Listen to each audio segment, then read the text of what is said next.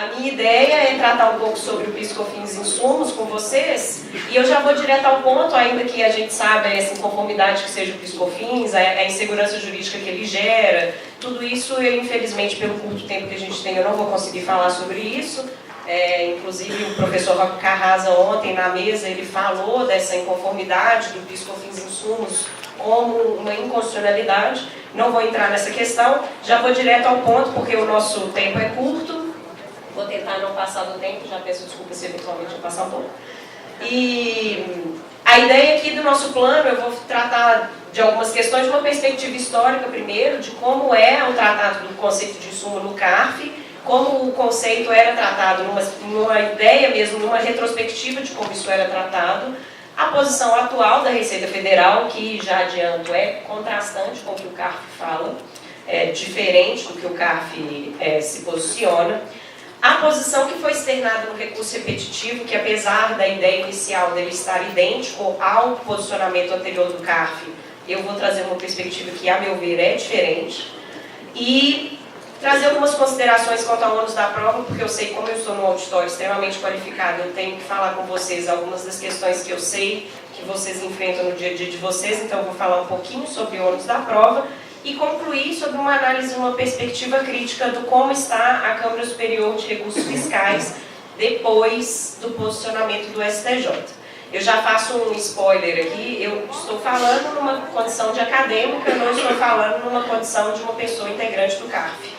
Então, obviamente, eu vou fazer algumas propagandas da minha turma, né? Porque eu vou colocar algumas a maioria das matérias aqui que eu vou mencionar com vocês, são algumas das questões que a gente discutiu na minha turma, que é a 3402, que é a turma ordinária. Mas a ideia aqui, eu estou trazendo considerações enquanto acadêmica.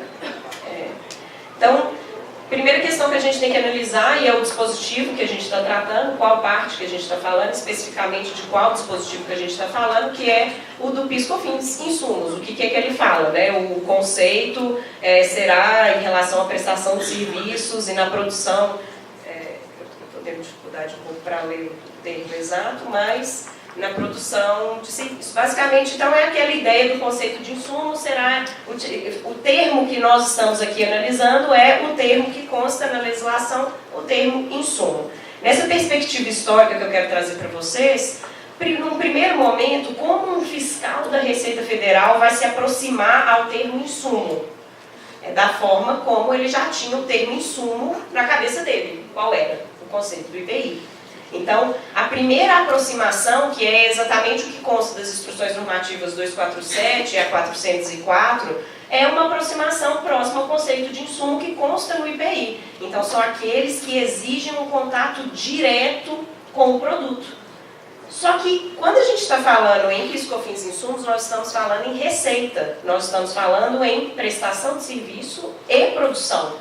Então, esse conceito, ele não parece o mais adequado para a gente tratar dessa matéria, porque se a gente está falando de aferir receita como fato gerador, como materialidade da contribuição, por que eu vou falar que é simplesmente aquilo que encosta no processo produtivo, que é o raciocínio que foi feito para fins do IPI? Mas é esse o raciocínio inicial que é feito. E num segundo momento, e aí até eu fiz menção ali a alguns acórdãos do CARF que acompanham esse posicionamento da Receita Federal mais antigo, então eu até quis fazer realmente essa perspectiva histórica para vocês entenderem. Depois, a gente tem um acórdão que é um acórdão paradigmático, que inclusive foi o que fez com que as razões fossem levadas à Câmara Superior para discussão, quanto ao conceito de insumo. Os contribuintes começaram a se insurgir contra esse conceito restrito para tentar expandir, e aí os contribuintes trazem uma ideia de insumo mais próxima a que eles entendem como mais coerente para o que eles aferem como receita. O que é relevante, o que é essencial para a pessoa jurídica exercer a sua atividade, para ela aferir a sua receita. Então, desenvolve-se o raciocínio do conceito do imposto de renda. Com base no próprio regulamento do imposto de renda, entende-se como despesas necessárias, que é aquele raciocínio que consta no próprio regulamento, insumos como despesas necessárias.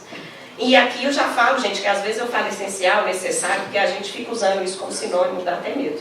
Mas, vamos lá, imposto de renda necessário, é o raciocínio das despesas necessárias. que é um conceito muito mais amplo do que a Receita identifica. E numa corrente intermediária, a gente consegue posicionar o PIS/COFINS na forma como o CARF desenvolveu o raciocínio do que seria insumo. Aquilo que é essencial e pertinente para a atividade.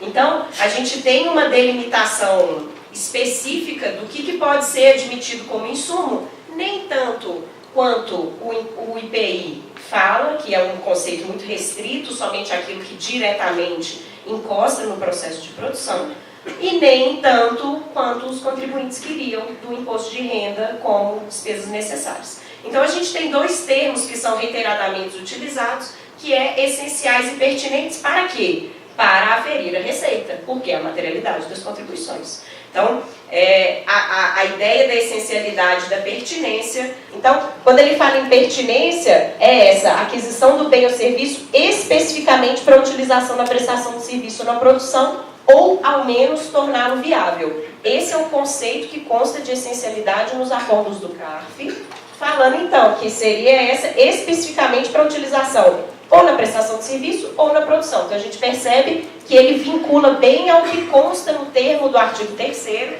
que é para prestação de serviço ou produção. O que a gente tem problema aqui? As empresas que revendem, as revendedoras, elas têm um inciso específico que garante, no primeiro, que seria um valor especificamente para elas, mas e os insumos que elas utilizam?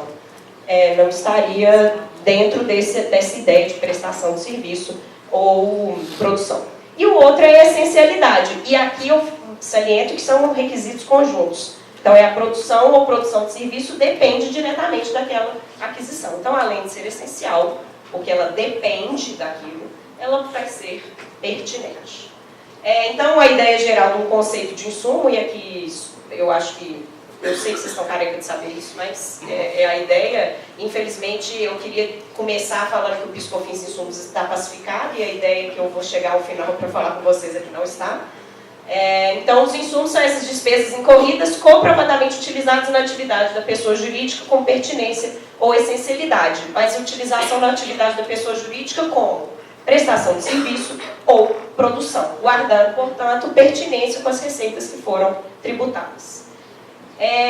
Então, aqui, com base nesse conceito, o CARF ele já concedia uma série de créditos que a Receita Federal não estava concedendo. Então, crédito na aquisição de insumos, por exemplo, é uma das discussões que tinham, e o que permanece em discussão é, quando você adquire aquele frete que vem separado, o valor do frete, a prestação de serviço, se o insumo que está sendo adquirido é exonerado, o CARF não concede. E isso, eu particularmente, nunca consegui entender esse raciocínio. Eles falam como se fosse o bem transportado acompanha o valor do serviço. Para mim não faz sentido nenhum. O bem que está sendo transportado, pelo fato dele ser exonerado, ele não poderia dar direito de insumo sobre o valor da prestação de serviço. Bom, gente, prestação de serviço ele foi pago, o serviço do frete foi pago, a meu ver não faz sentido, eu tenho manifestação nesse sentido, mas aqui é um acordo que eu saí vencida nesse posicionamento, falando que o insumo exonerado não pode ir com a cota de qualidade. O outro é no trânsito de produtos acabados e inacabados, porque o frete na operação de venda a gente tem um dispositivo específico que garante. Agora, esse frete de produtos acabados e inacabados entre estabelecimentos era um que tinha discussão principalmente quando era acabado. E aí agora a Câmara Superior estava concedendo esse crédito com base nesse conceito de insumo que eu passei para vocês. O outro é que, inclusive, esse acórdão foi engraçado quando a gente foi julgar, uma prestação de serviço específica, no caso era a Natura Logística, que é uma empresa que se dedica exclusivamente às atividades de logística e ao RH das pessoas jurídicas que compõem o Grupo Natura. Então, no caso, faz parte dela a questão dos recursos humanos. E a gente ficou morrendo de medo de sair no jornal falando assim, CARF concede PIS/COFINS insumos sobre massagem. Porque estava no meio desse caso especificamente aqui, o PIS/COFINS sobre massagem. Mas é porque a atividade da pessoa jurídica era recursos humanos. atividade de massagem era essencial para a atividade dela. Não foi um acordo unânime, mas de toda forma eu tenho que passar esse daqui, ele foi por maioria, enquadrando essa questão do pickback, esse de logística, tudo bem. Agora a parte de insumos dos recursos humanos, um deles que foi concedido foi massagem. O outro da atividade atacadista, aqui especificamente, não foi em relação ao próprio crédito dela, foi porque a empresa ela tinha uma frota que ela precisava manter para conseguir vender as mercadorias na atividade dela de atacadista. Como ela terceirizava uma parte da frota e a outra frota ela mantinha porque ela precisava para refrigeradores, questões gerais, específicas da atividade econômica dela, então ela precisava de um transporte específico que ela mesma mantinha. Então aqui a gente concedeu gastos com combustíveis e manutenção da frota, essencial para a atividade dela atacadista. Eu saliento só, esse acordo é até da minha relatoria, mas foi uma questão que pode ser que na hora que um dos fazendários votou comigo, ele não viu essa questão da revenda, do varejo, que é uma questão que eles pegam mais profundamente quando eles vão falar em qualquer coisa de atividade atacadista. Aqui, particularmente, eu estou entendendo que é a prestação de serviço dela, que ela presta para ela mesma, é um serviço que ela presta de transporte em relação para ela conseguir exercer a sua atividade. O outro, esse caso aqui particularmente, é uma de atividade de franquia, que é uma empresa, a Subway, né? Que o fiscal equivocadamente enquadrou a atividade dela como uma atividade de venda de sanduíche. Então, aqui nós não analisamos cada uma das particularidades da atividade de franquia, mas ficou claro, e até foi um recurso de ofício que a gente estava julgando, então a própria delegacia de julgamento já tinha entendido que o fundamento fiscal que tinha sido dado tinha sido equivocado para a glosa dos créditos. Porque eles glosaram créditos, por exemplo, de publicidade e propaganda. E aí aqui é uma questão que, inclusive, na Fiat, a gente tinha uma discussão muito grande em relação a isso, de qual o gasto com publicidade e propaganda ser essencial para a atividade de venda, mas nesse caso é uma atividade de franquia, e a franqueadora, uma das atividades principais dela é efetivamente realizar toda essa propaganda que a gente vê da Subway, quem faz é a franqueadora. As franqueadas, elas pagam por essa prestação de serviço. Então, é uma particularidade. A gente não chegou a adentrar nisso nesse acordo, porque a gente só entrou na questão da motivação, mas eu achei que era relevante por causa dessa questão da publicidade e propaganda. O que acontece então, gente? É casuístico. Nós temos que olhar caso a caso, olhar cada operação para entender como é a atividade e como aquilo é essencial e pertinente, junto.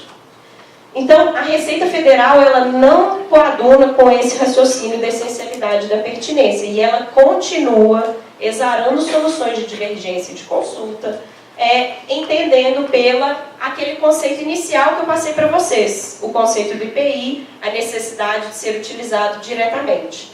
Ainda que ela seja, a meu ver, incongruente para a gente falar em prestação de serviço, o raciocínio é utilizado da mesma forma quando a gente pensa em uma prestação de serviço. Então, são aqueles serviços e bens utilizados diretamente na prestação de serviço. Esse é o raciocínio. E aqui eu fiz algumas menções, algumas soluções de divergência, exaradas com base na solução de consulta COSIT 7, inclusive uma mais recente, que o Leonardo Alvim me encaminhou, que foi agora no dia 11 de setembro, mantendo esse posicionamento da necessidade de ser diretamente empregado no processo. E aqui eu só quis falar que eles adotam, portanto, o crédito físico, o critério físico para apuração do crédito. Aí aqui eu só quis mencionar uma que, até porque a gente teve a reforma, o STJ, o STF se manifestou sobre a questão da mão de obra terceirizada e a constitucionalidade da terceirização. Então aqui eu quis trazer uma solução de divergência da COSIT que trata especificamente de mão de obra terceirizada, e aí eles falam exatamente a necessidade de ser diretamente utilizada. Mas mão de obra terceirizada tem a garantia do crédito.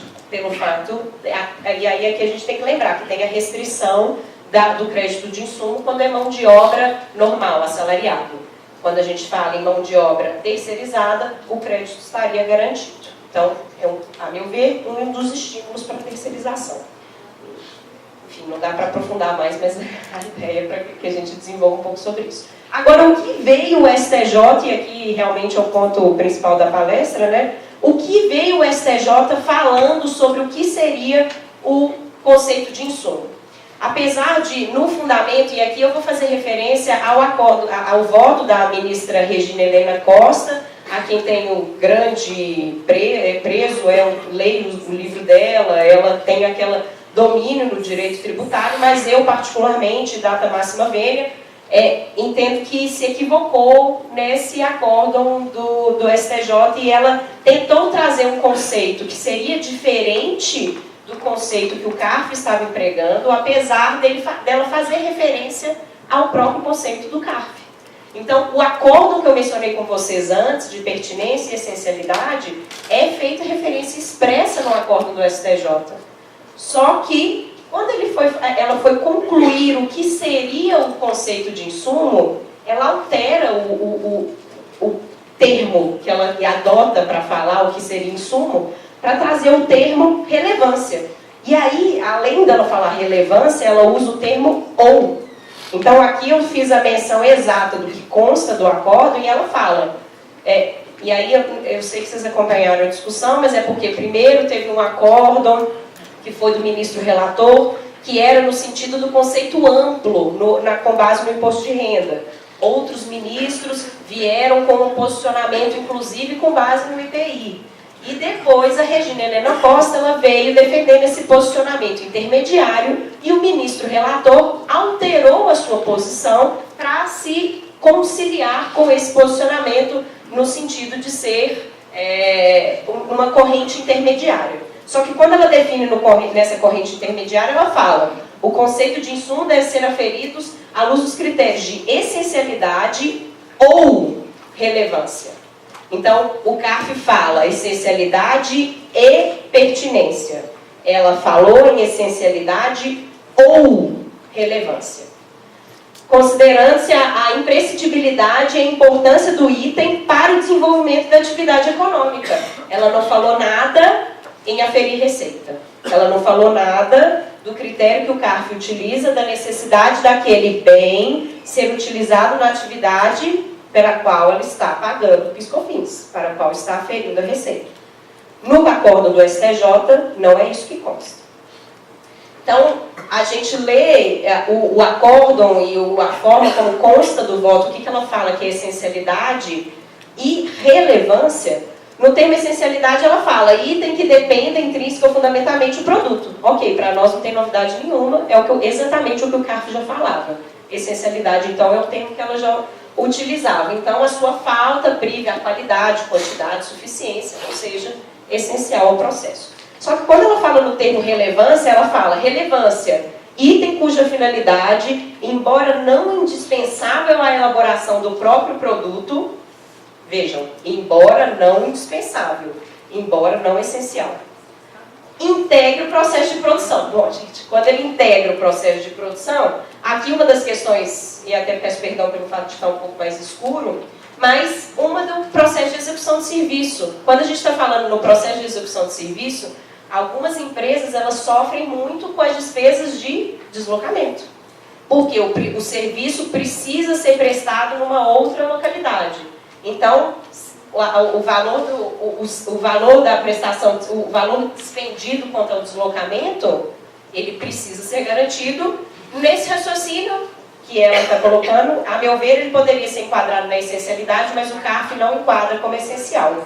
Se ele enquadra como essencial, ele é extremamente relevante. E aí, quando ela vai falar em questão da relevância, como ela não usou o termo pertinência, eu quis aí fazer um paralelo para a gente tentar entender, mas ela fala que considerando a singularidade de cada cadeia produtiva ou por imposição legal. Bom, imposição legal, para mim, e pelo menos é o que o CARF sempre se manifestou, é essencial. imposição legal. Por exemplo, o EPI não é relevante, é essencial. E o outro, considerando as singularidades da cadeia produtiva. E aqui eu acho que ela não foi muito feliz no exemplo dela. Ela fala em papel da água na fabricação de fogos de artifício, difere da agroindústria. Eu, particularmente, não consegui entender o que ela quis falar de diferente. Mas, algumas das questões que, quando a gente fala, então, é relevante para, considerando a singularidade de cada cadeia produtiva, uma das questões principais para mim é P&D. As despesas anteriores que são necessárias para a produção, pesquisa e desenvolvimento prévio à atividade efetiva de produção, ela é uma singularidade de cada cadeia produtiva. Então, e elas são relevantes, a meu ver, essenciais, mas como o CARF não entende dessa forma, se a gente entende P&D como relevante, considerando a singularidade da cadeia. O outro é algumas das questões de singularidades dentro das prestações de serviço. Então, a gente vai ter que olhar ainda mais cada uma das peculiaridades das atividades desenvolvidas. E o outro da imposição legal, e aí eu fiz aqui, em homenagem à Fiat, a questão do recall. A gente sabe que tem a discussão em relação à publicidade e propaganda, ela não ser aceita, mas dentro do termo imposição legal, o recall é uma imposição legal. A meu ver, ele entende dentro do raciocínio de essencialidade, mas entendendo que ela não é essencial, ela vai ser enquadrada dentro do raciocínio do relevante. Então, infelizmente, o que eu estou mostrando aqui para vocês é o que a gente achava que já estava pacificando, não está. O CARF ele estava se posicionando no sentido da essencialidade e pertinência. O STJ aparentemente estendeu, mas dentro do CARF as pessoas estão entendendo que isso não houve uma alteração do posicionamento do CARF, até porque ela fez referência ao que o CARF falou. Mas, se vocês se atentarem para o que ela falou ao final, ela fala em essencialidade ou relevância. Se ela utilizou o termo ou relevância, ela não está utilizando o mesmo critério do CARF. E, por isso, o que definiu no recurso repetitivo, a meu ver, é mais amplo do que o posicionamento que consta atualmente do CARF. E aí, infelizmente, eu estou com pouco tempo, eu vou passar bem rapidinho ao final com vocês de alguns posicionamentos que eu, particularmente, fiquei muito assustada da Câmara Superior, em sentido contrário, falando da necessidade de ser diretamente utilizado e não a necessidade da essencialidade e pertinência da forma como a gente estava tratando até agora no âmbito do CARF. Então, aqui eu quis só salientar essa relevância a relevância da prova, porque, como a gente está vendo, cada atividade é relevante para a forma como cada atividade está sendo analisada, ela é relevante para fins de aferir a pertinência, a essencialidade, e agora a gente tem esse outro critério da relevância. Então, é essencial que sejam feitos laudos técnicos. Eu, particularmente, tenho convertido quase todos os meus processos de PIS/COFINS insumos em diligência para que seja confirmado, porque a maioria dos autos de infração são lavrados com base naquele critério do restrito, como o CARF entende mais amplo, como ele é utilizado dentro do processo produtivo, a forma como isso é relevante, essencial e pertinente para a atividade da pessoa jurídica. Tudo isso, gente, é ônus da prova, principalmente se a gente estiver tratando de processos de compensação. Se a gente está tratando especificamente de autos de infração, o ônus da prova é fiscal. Mas, se a gente está tratando de pedidos de compensação, a gente teria a necessidade de ter a comprovação por parte de vocês. E mesmo em autos de infração, é essencial que a empresa mostre o porquê que aquilo que consta do auto está equivocado. Então, o laudo técnico é o essencial, e eu quis só mostrar também a questão da necessidade da classificação contábil. Se vocês identificam na contabilidade de uma forma mais clara, vai ficar mais claro para você ter aquilo judicialmente ou administrativamente, para você demonstrar que é um insumo utilizado na produção. E aí aqui, só essa questão, enfim, para terminar mesmo, a Câmara Superior, ela tem se manifestado nesse sentido da necessidade de ser direto. Um que me assustou muito é um do custo na fase agrícola, esse despesas com seguro, foi uma, mas a que mais me assustou foi as despesas do custo na fase agrícola. Porque as empresas agroindustriais, elas fazem a produção antes e depois, quando elas vão fazer a produção efetiva do, enfim, leite, etc. Elas têm uma produção antes, quando a gente vai falar em fase agrícola, elas têm uma produção antes de café, que precisa de separar, beneficiamento, etc. E o custo da fase agrícola não era concedido para as empresas agroindustriais. E, depois de muito debate, inclusive eu pus um acordo ali da minha turma concedendo crédito na fase agrícola, veio a Câmara Superior agora exatamente sobre a mesma questão, falando que não vai dar o crédito exatamente pelo fato de não ser diretamente utilizado no processo produtivo. Então, eu acho que o que eu queria falar principalmente aqui com vocês é PIS/COFINS insumos é uma discussão que infelizmente nós temos desde 2002, que nós estamos enfrentando. Nós achávamos que ela estava caminhando para um sentido e ela não caminhou, e inclusive o repetitivo, ele traz uma volta de uma discussão e, a meu ver, a Câmara Superior ele está não aplicando o entendimento do STJ, eles estão realmente contrários ao posicionamento e aqui, como a gente sabe, o regimento interno, ele vincula o conselheiro somente quando a gente está falando de trânsito em julgado. Como o acordo ainda não transitou em julgado e ele ainda vai para o STF, porque foi interposto um recurso extraordinário contra ele, então nós teremos que aguardar, porque o CARF não vai aplicar esse entendimento do STJ. A minha esperança era que o CARF continuaria aplicando o posicionamento que ele mesmo já tinha desenvolvido quanto à essencialidade e pertinência. Então, infelizmente, a insegurança jurídica é muito grande, e eu acho que essa é uma das principais questões que a gente tem tratado aqui no Congresso, mas nós teremos sempre que ficar batalhando para sempre garantir a segurança jurídica e tentar garantir a maior estabilidade para vocês contribuintes e para nós contribuintes, para que a gente consiga planejar as nossas estratégias empresariais. Muito obrigada.